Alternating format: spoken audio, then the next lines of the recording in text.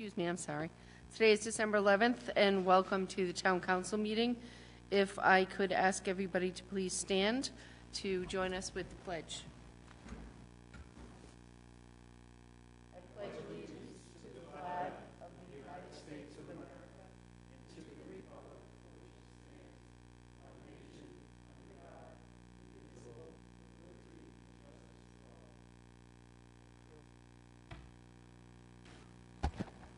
Council President Haley. Here. Council Vice President Collins. Here. Councilman DeCruz. Here. Councilwoman Gledhill. Here. Councilman Veely. Here. All members present. Thank you. Moving on to item number 4, the approval of the minutes from previous meetings. Items A, B, and C. If there are no questions here at the table, can I have a motion to approve all 3? So moved. Second. All those in favor? Aye. Aye. Any oppositions? Seeing none, let's move on to the consent agenda. Do I have a motion to approve the consent agenda? So moved. All those in favor? Aye. Aye. Aye. Seeing no oppositions.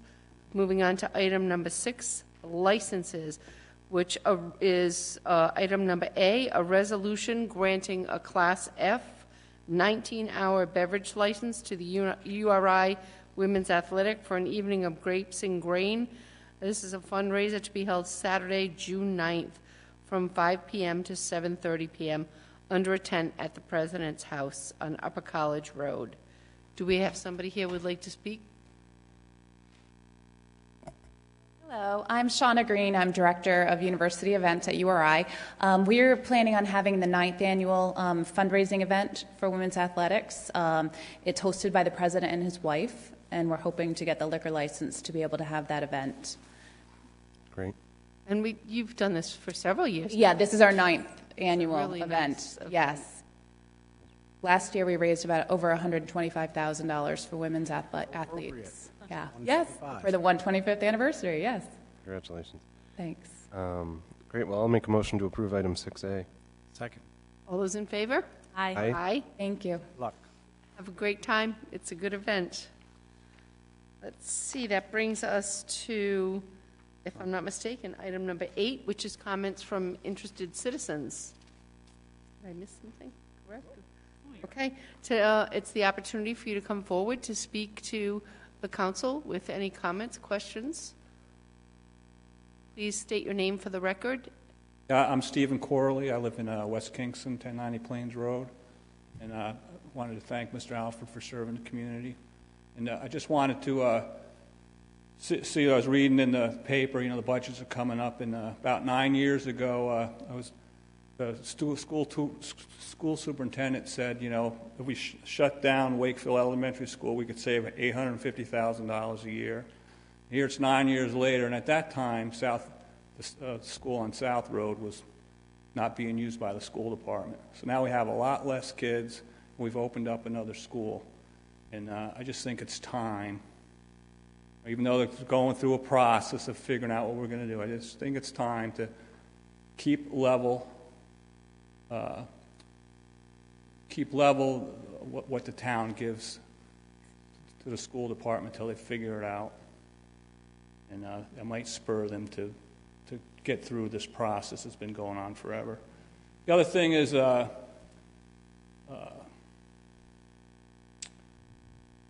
where I live on Plains Road, you guys are putting in the solar system. And in here in town, they want to put in an Alzheimer's facility, and you guys are fighting that, saying that it doesn't fit the character of the town. And downtown we have the hospital and we have all kinds of other medical facilities. And if it hasn't stopped, I just think it's time to end the legal proceedings that are going on. So, see, where I live, my land is zone 5 acres on Plains Road. It's a rural area, and you want to talk about doesn't fit with the area. Putting in an industrial site, which what it is, all the solar panels is an industrial site, does not fit with the character of my section of the town, and something here that didn't even violate zoning, and you're fighting it just doesn't make any sense to me as a guy lives in an area that does. You brought up the Alzheimer's facility. I just want to let you know, none of that has come before the council. That's been planning and zoning. So we as a council are not fighting anything The town is paying for legal. The town is But paying. The my- town is paying. The town is paying. But my point Mike, is, we yeah. as a council have not made a decision at all, and that has not come forward to us. So I certainly understand and respect what you're saying. I just don't want you to think that the decisions that have been made have been council decisions, because that is not the case. That I understand, but Okay. the money comes from someplace, and eventually the town council oversees the money. Mike, can you maybe clarify where we are with that, just for reference, why we're in court? So it's our job to uphold what our boards do and to defend what they do, and that's what we do for the town. So there will ultimately be an outcome, or there'll be some kind of negotiated settlement prior to that outcome. Right now, I'm not even suggesting there is that, but that's one possibility. And I think there is an outcome. I mean, I think the court case is over. Yeah. Oh, okay. Yeah, I mean, I don't know what the results or what the outcome are, any of that stuff, but it just seems you put some business through something that they met all the requirements. You come to my area of town with my neighbors, the deer, the coyotes, the hawks, the owls, and all that stuff, and my neighbors got the shaft, and that's how I see it. And you change the zoning for my area to make it fit, and here something worked, and eventually, they're doing it for the town. The board is doing it for the town, and all the boards are overseen by us. So, thanks for listening. The big thing is that the school department kind of needs to have an end plan soon. It's 9 years, $850,000 a year. You can do the math. It's a lot of money that could have been saved over the last 9 years. Thanks. Agreed. Thank you very much. Anybody else for comments for interested citizens?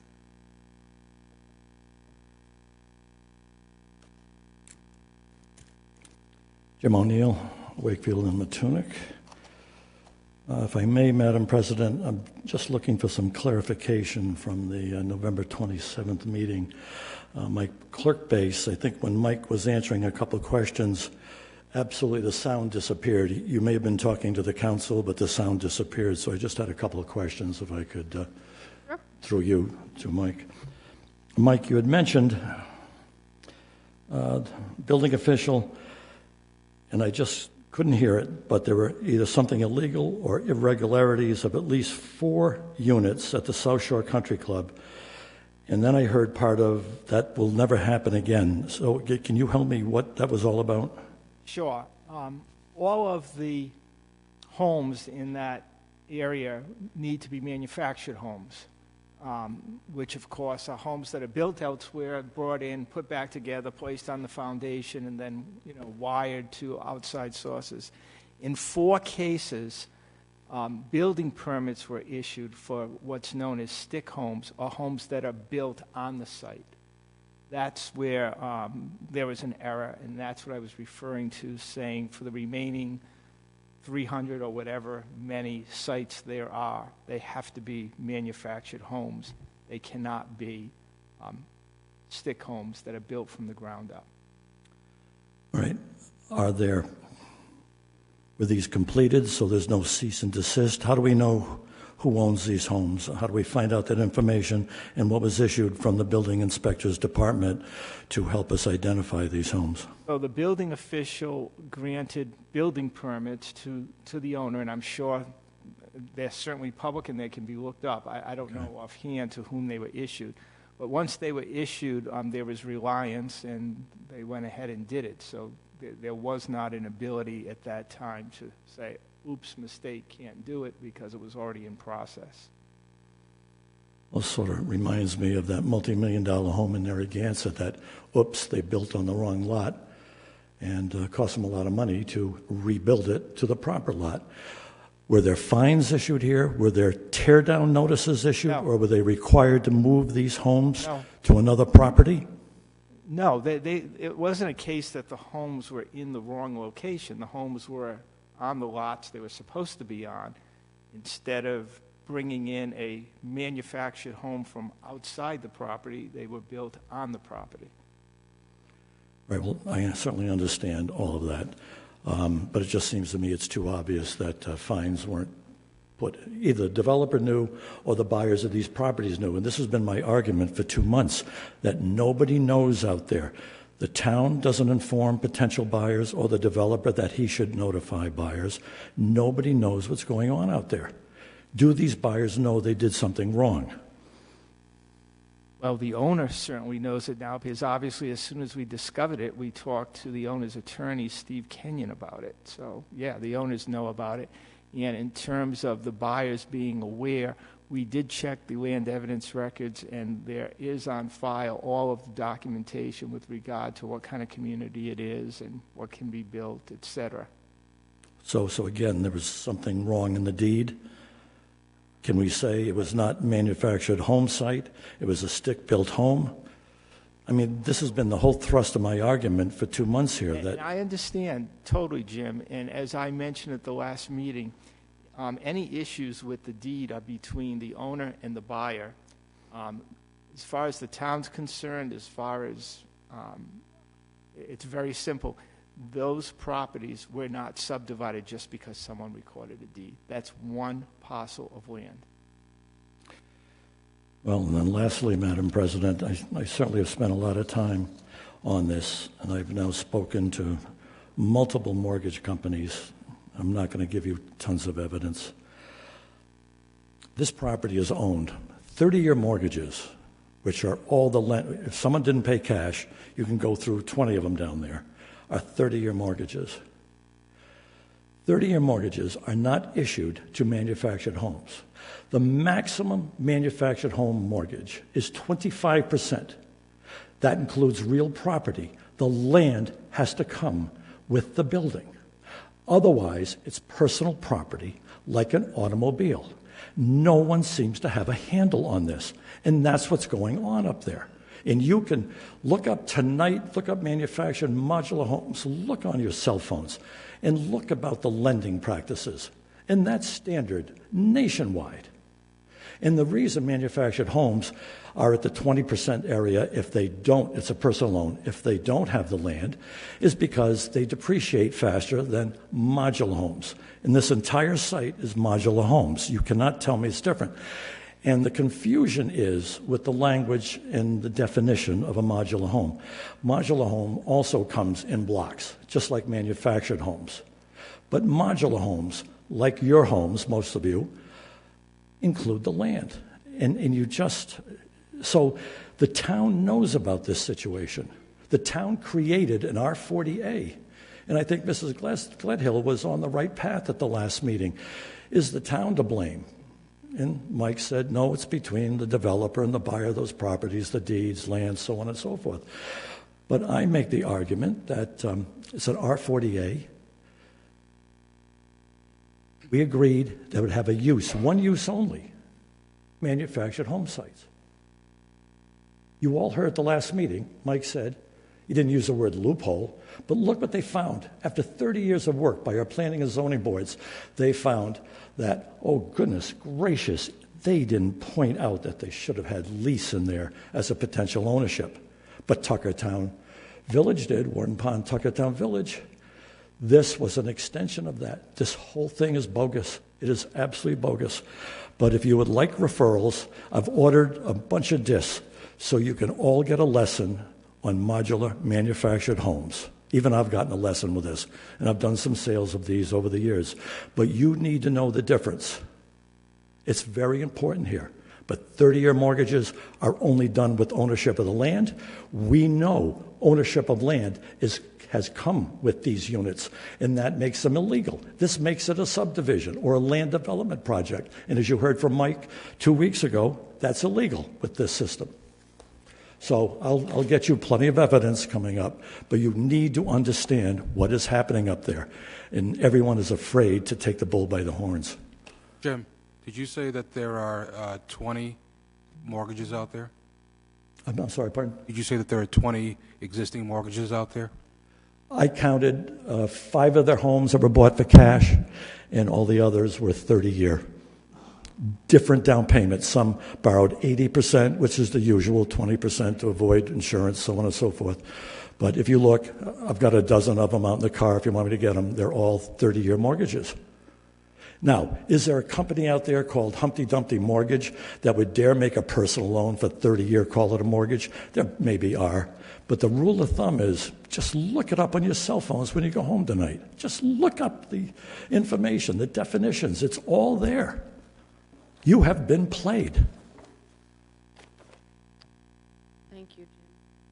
Do we have any other comments from interested citizens at this point? Seeing none, we can move on to the town manager's report. I've gone over each of the items with the council. I'll certainly address any of the new business items tonight as we go forward on the agenda. If there's any questions, I'd be glad to try to address them. Town solicitor? I'm good unless there are questions. I have a question. Something that we had on our consent agenda about a claim that somebody filed about an incident from November 2nd on our senior bus. I was just wondering if we had any other things that came forward from that particular incident or if that was the only one. I'm not aware of any other claims other than the one that was filed. Okay. I would know about them if they came in. They're very good about getting them to the lawyer when the claims come in. Okay. That's the only one that I'm aware of. Okay. Thank you. Moving on to item number 11, unless there's any more comments from the table, or we have under item 11 our appointments, a resolution appointing. I think we do have one appointment tonight. Make a resolution to appoint William Wallace as the tree warden for the town of South Kingstown for the year 2018. Second. All those in favor? Aye. Any oppositions? Motion carries. Meg, I'm sorry to interrupt you. The tree warden prompted me to remember something that I meant to ask Steve during his town manager's report. I saw something online about the tree over at the across from the Village Green at the Peacedale Library being cut down. The one that's been there forever, big, beautiful tree, but it looks like it might be diseased or rotted out in the middle. I'm just wondering if you know anything about it, because some people were a little confused. The tree is going to be scheduled to be removed. John Schock's office has that at this point. It most likely will be an item that will be bid as one of several trees that need to come down in town. I'm not sure if that answers your question, but it's the large ash tree that's out front. Yeah.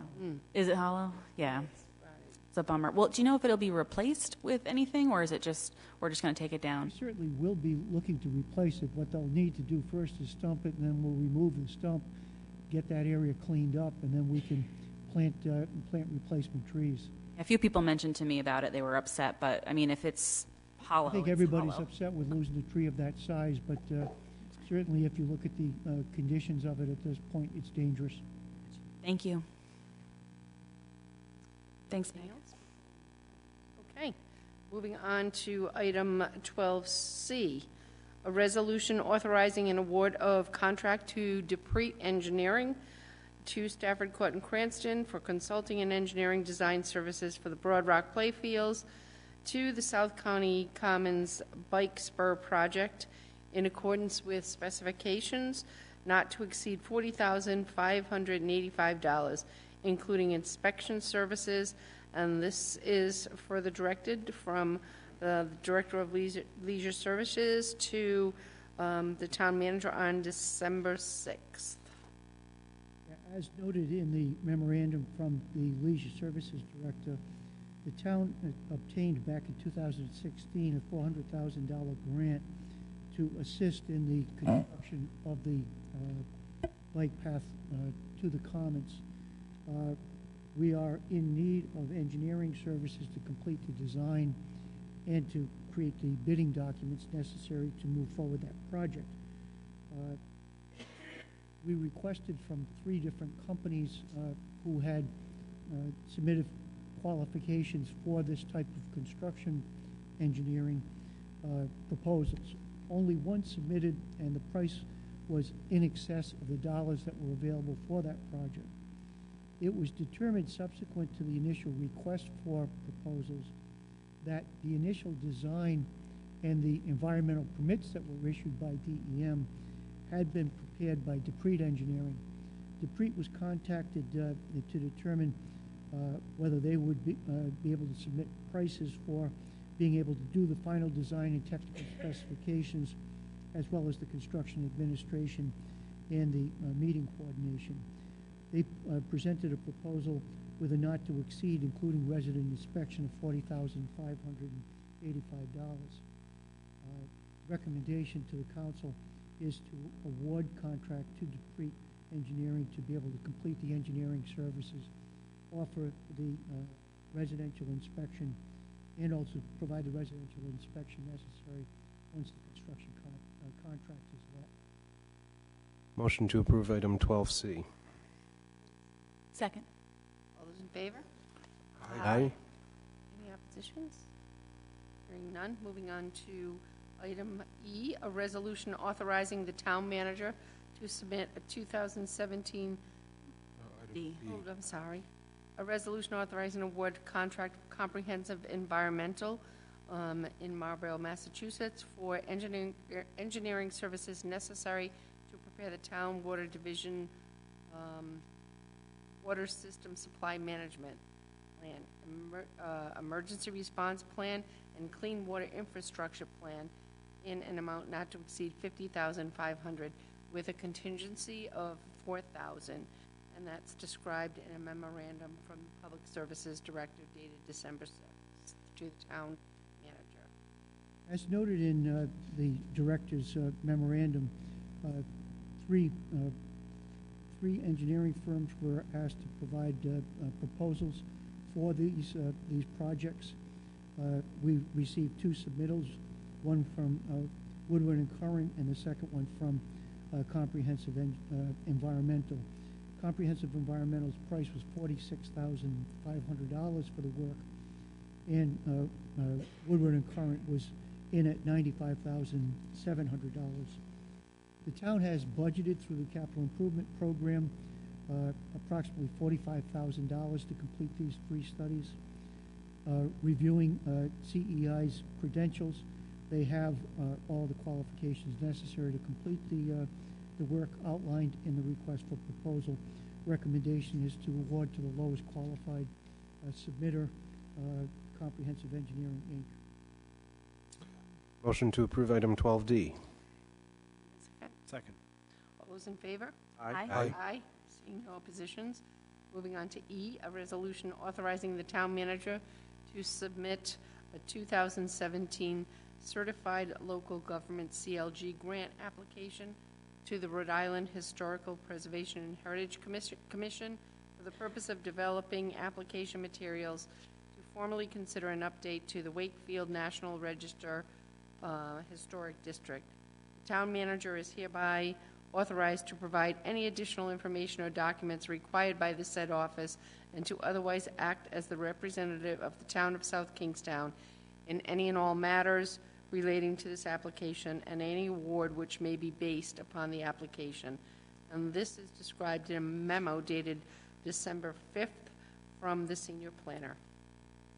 As noted in the memorandum from the senior planner, the town used a $5,000 grant as a certified local government last year, and in fact the report was completed in March of 2017. In looking at the existing conditions within the Wakefield National Register Historic District, the conclusions of that report was an update on the conditions of several of the buildings within the district, as well as a recommendation that consideration be given for expanding the area currently designated as the historic district and with that expansion, inclusion of 8 additional properties for consideration in addition to the district as a contributing member. To complete the work necessary to submit the application for the update on the historic district would require approximately $7,000 in additional investigative work to be done by qualified consultant. The state has grants available up to $10,000 for additional work in terms of dealing with the National Register application forms that would be necessary.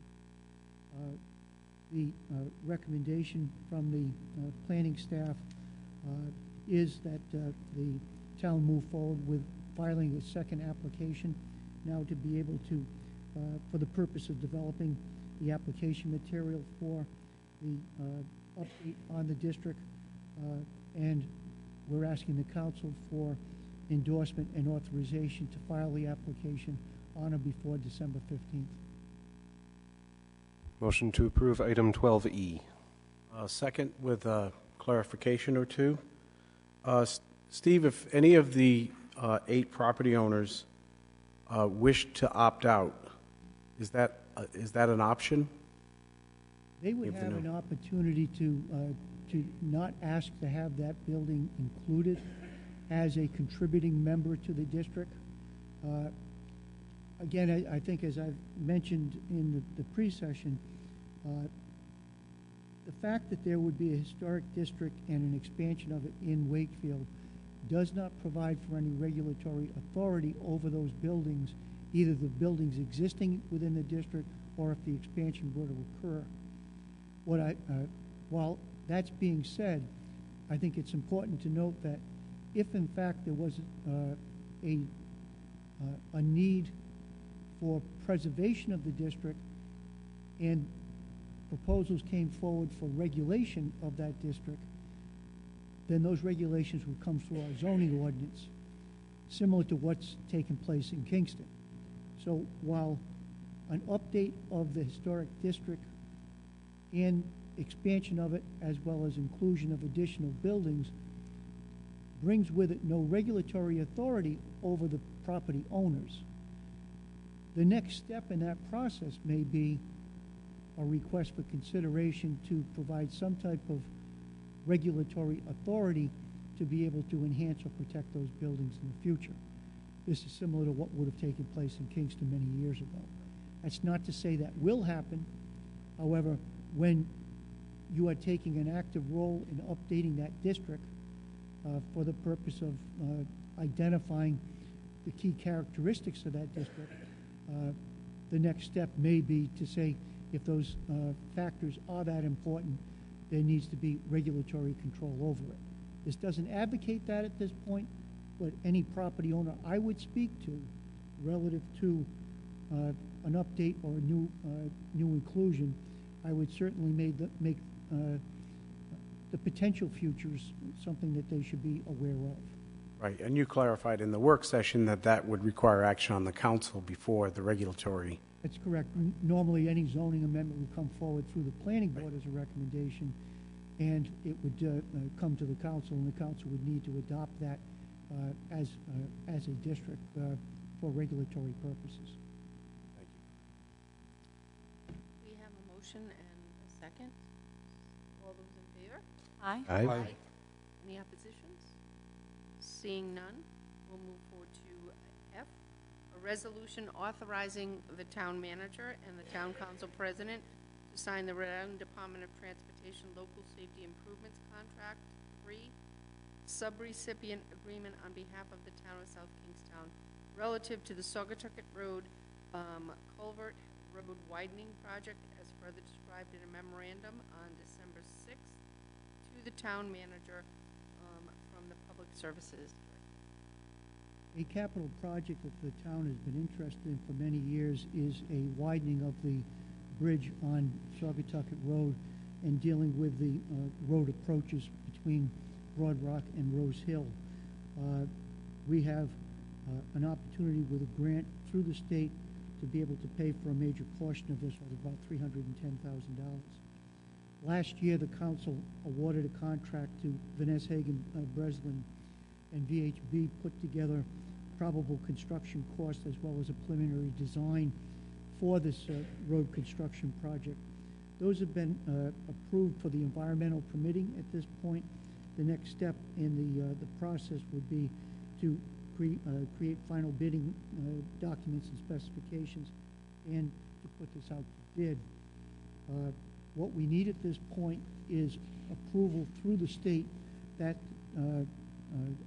authorizes the use of that $310,000 grant.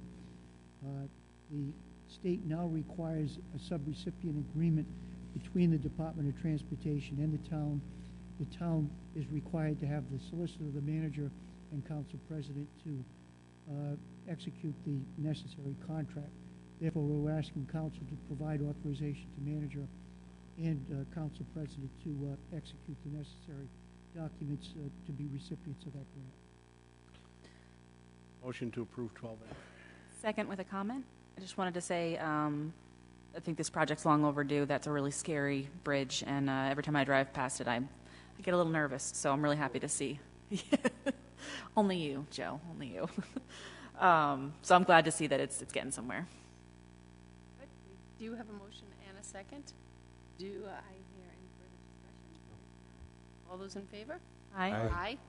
Seeing no oppositions, motion carries.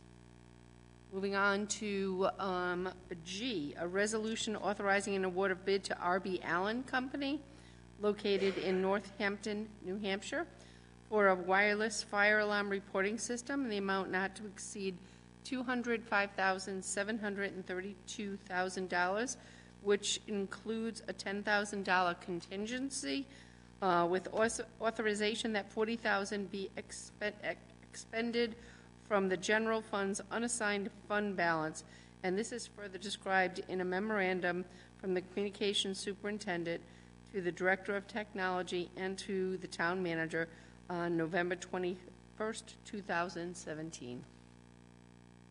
The town council received in their packet a memorandum and bid recommendation authored by Lance Whaley, the communications superintendent, and Lori Fox, the director of technology. In terms of background, the town has operated a hardwire, copper wire fire alarm system in the community going back to the late 1960s when the initial system of wire was installed. It currently ties in all municipal and school buildings as well as 250 commercial buildings within the community. The condition of the wire system has deteriorated obviously over a 50-year life and is need of replacement either with a new wire system or using new technology to move forward with a wireless system that would connect all of the different buildings and the both commercial, municipal, or school with the public safety building where our central dispatch operation occurs. Replacement of the hardwire would cost in excess of $1 million and still wouldn't provide us the type of system which would be state-of-the-art in the 21st century. A working group was formed to review potential technologies of modern fire alarm systems, and that membership included membership from the two fire districts, both the Union and Kingston Fire District, University of Rhode Island, South County Hospital, as well as the fire alarm superintendent, our technology director, and Town of Narragansett Fire Department personnel. The working group also worked with a consultant, EFI Global Services, and Chris Kaminsky, and he's with us tonight, along with representatives of the fire districts and town staff to answer any questions that may come forward. The working group looked at two different types of technology, one being a point-to-point wireless system, which would require each of the different stations to be directly on a direct line in communication with the dispatch center. The second is what's known as a mesh system, which is one which provides great flexibility in how the signal gets from the point of origin to the dispatch center itself. It provides greater flexibility so that if systems are down in the shortest distance of conveyance of message, it will reroute to a more viable network contact point to be able to make contact with the dispatch center. The working group also checked on operational systems for fire alarm purposes in other communities and looked at how ease of use was in place, what costs were in place, and what would fit best in the town of South Kingstown. A component of the bidding documents was to, there were really three components. One is, what is the cost associated with headwork changes? Headwork changes mean within the public safety building itself for dispatch. What is the cost of that? The two systems that were bid in, the costs were within $1,300 of each other. So the headwork costs were almost identical. What was also included there was what is the cost associated with buying the radio boxes for all 27 of the buildings that need to have connections to the system, as well as the different antennas that were necessary to ensure that signal would get to the police station when you consider 64 square miles and the topography that exists in many areas of town where sometimes radio communications are blocked. One of the conditions of the bid documents was that a propagation test was necessary by anyone submitting bids. As a component of the bid submittal by the vendor, they needed to document how their network would be able to provide for full communications within the community itself. One of the companies that submitted a bid did a desktop comparison and did it as a desktop analysis. The second company, R.H. Allen, actually went and placed the antennas throughout the community to determine the service levels and the integrity of the network that would be created. The bid documents came in. We also asked within the bidding documents to get a 5-year cost for what the cost of the radio boxes would be for the 250 businesses that would, over the next 5 years, be required to replace their existing master box with a replacement box that would be wireless, so we could decommission the cable system. We received 2 different proposals. As I said, the headwork costs were the same because they were both mesh systems that were bid. So using existing equipment within the public safety building, those were interchangeable. However, the cost of the radio box subscriber cost that Norrell bid gave a progressive increase in the cost of the boxes, going from $2,950 in the first year up to $3,300 if it was purchased in the 5th year. The R.B. Allen proposal gave costs of $1,837 per box for each year up through the 5th year. So there was no price increase. So if we went with Norrell versus Allen, the cost to the business community would be in excess of $300,000 more. Obviously, we wanted to see the systems. We felt that from a cost perspective for the community, the R.B. Allen was the most cost efficient, and also from a criteria review of vendor reputation, functionality of the system, propagation testing, and prior experience in the installation of the systems. The recommendation from the consultant as well as town staff was that we look at the purchase through R.B. Allen. The cost presented by Allen amounted to an overall cost of $195,000 roughly. That cost assumed that there'd be an installation of 12 antennas. The system, we believe, can operate with 8, 5 that would be paid for through the town system and 3 through the Union Fire District. We have proposed funding in the total amount of the project as if the 12 would be necessary.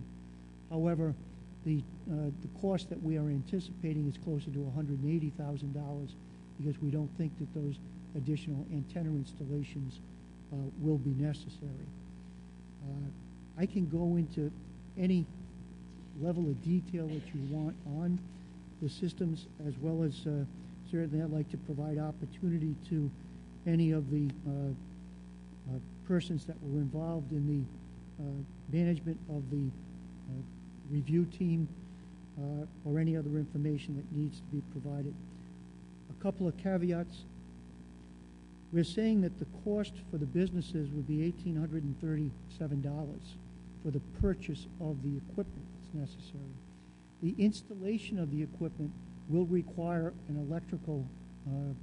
electrician to provide services. Those services could range from $300 to $800, $900, dependent on the level of work that's necessary. If there's a receptacle near where the box would be located, the cost may be less than if an electrical extension needs to be provided to provide energy to that box. So we can't define what the cost would be for each individual business. What we can define is what the cost of the unit would be for the radio box to be purchased. One of the things we're going to be recommending to the council is that the council authorize us to use town funds to be able to purchase 50 units a year on behalf of the businesses and allow those businesses to pay back the cost of the unit over a 5-year period. Obviously, if somebody doesn't come in to get the unit till the 3rd year, they're getting only 2 years worth of value out of that 5-year step-in plan. But it will provide some sticker shock relief to the businesses and hopefully will expedite the installation of those units. As far as the installation period, we need to put the network in place within the 27 municipal fire district and school buildings before we entertain bringing the system online to allow for the commercial buildings to be tied in. We need to, get a license for the radio frequency that will be used. That will take a month to 2. Then we will need to have the equipment brought into town and installed. Once that installation is completed, probably in the April-May timeframe, we would be meeting with the commercial building owners in advance and advising them on how they could enter the system. The long and the short of it is, 5 years from now, we need to close the cable plant down. So what we want to do is to work, 1, to set up a viable wireless network, and 2, to be able to work in coordination with the 250 private sector users of that system to get them into the system. Some of the advantages associated with this type of a system is daily testing of the box so that the business is assured that it is functional. The cost of replacement boxes for the existing hardwire system is closer to $4,500. So what we want to do is to make sure that businesses understand what their cost will be and what type of a time period they need to operate in. One last component that needs to be placed on the record is the fact that the University of Rhode Island is hardwired into our fire alarm systems today. We will offer them the same opportunity for the radio box system technology so that they will continue to be serviced through the South Kingstown Police and Fire Dispatch. However, if they do not make that transition in the 5 years, we still expect the decommissioning of our cable plant However, we would provide URI with the ability to assume ownership and control of the hardwire that currently connects them to the public safety building, and hopefully to develop some type of a long-term plan for them to go wireless. Dealing with the hospital, since they've been present in terms of the working group, we expect that those issues should be addressed. APC is probably the only other large user that will have to have special attention provided with based on the size of the building.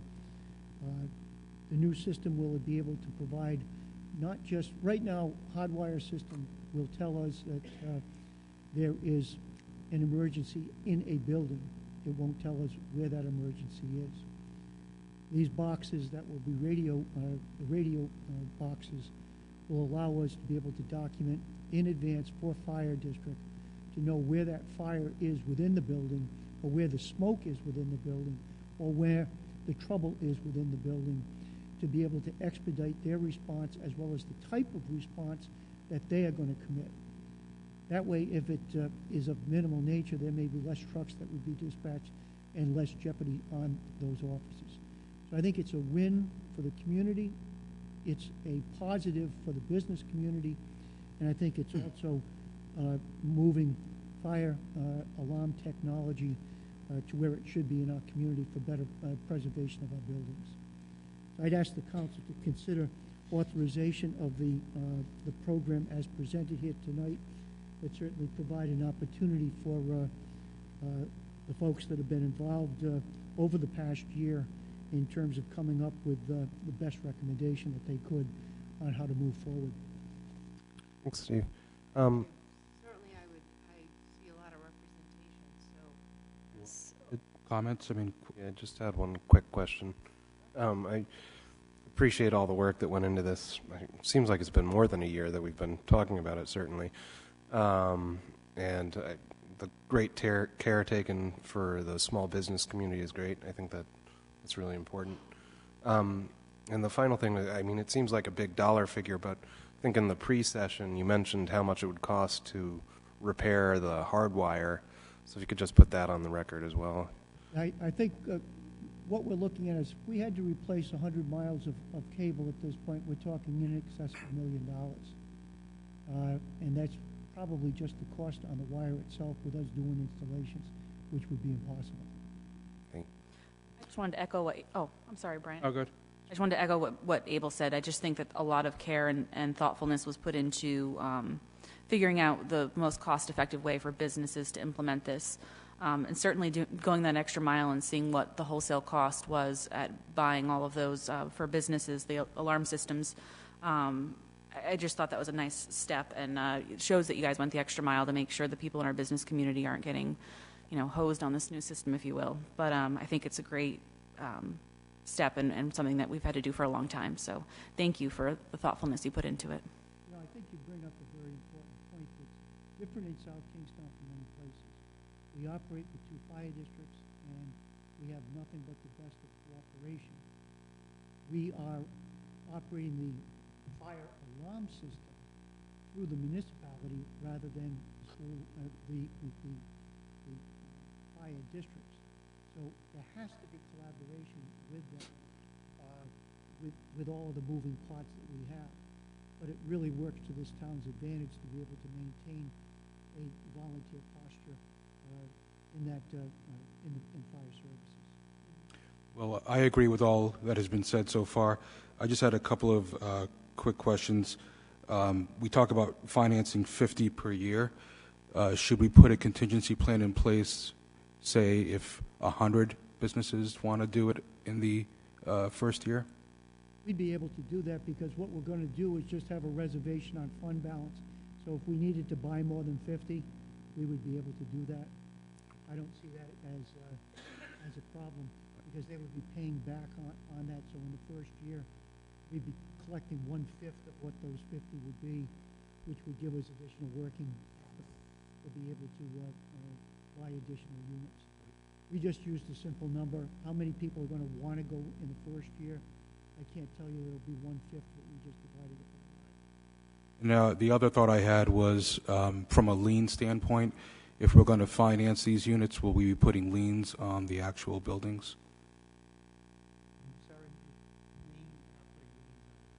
We would put a lien on the building after 5 years. If they were to purchase and didn't make the payments over the 5 year, the lien would have to go after the 5th year. I guess my thought process on that is something letting future buyers know that they're going to have to either have that agreed upon during their initial negotiation to purchase, to have the existing seller pay that fee, or assume it themselves for the whatever number of years are left.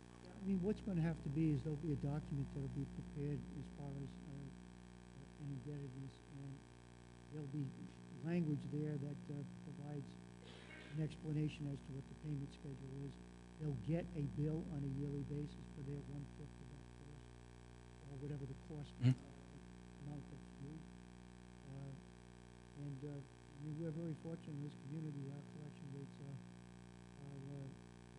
fine. I don't see dealing with the business community that we would really have a problem as far as that type of a collection action. I just have a couple comments and a question. So, very detailed memorandum. I really appreciate that. Lots of information before we got here tonight. Steve, you clarified an awful lot in the work session and in the regular session. In the work session, I asked about routine testing, quarterly, semi-annual. And the boxes are being tested according to this memorandum daily. But is the routine testing because the components are not? Let me have Lance answer that. Yeah. Routine testing on a daily basis to make sure there's continuity to dispatch. Yeah. As far as it goes to testing the building inside, per the Rhode Island Fire Code, that would have to be done any amount of devices you have inside your building. Great. That would be for the testing company. Great. Thank you. Before you sit down, I don't know if I just, there's a lot of you here, so I didn't know if anybody wanted to speak. I brought the Chief Stephen Pinch from the Union Fire District, Deputy Chief Tommy Reed from the Kingston Fire District, the consultant, and Chief Poddington from Narragansett was also on the committee. Great work. Thank you. Very detailed, very, very, very thorough. Motion to approve item 12G as presented. Second. All those in favor? Aye. Aye. Seeing no opposition, motion carries. Great job. Hard work. That was great. I'll make a motion to close the public hearing and reconvene in closed executive session pursuant to Rhode Island General Law 42-46-5A1 to discuss matters pertaining to personnel regarding the position of town manager. Do I have a second? Second. All those in favor? Aye. Aye.